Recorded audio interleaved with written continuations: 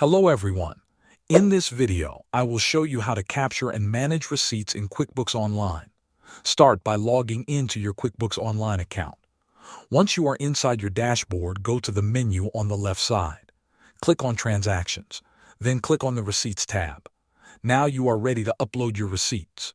Click Upload from Computer if your files are saved on your hard drive. Select one or more files and confirm. If your receipts are stored in Google Drive, click Upload from Google Drive. Connect your account and choose the files you want to bring in. After uploading, wait about 1 to 5 minutes. QuickBooks uses a tool called OCR, which stands for Optical Character Recognition.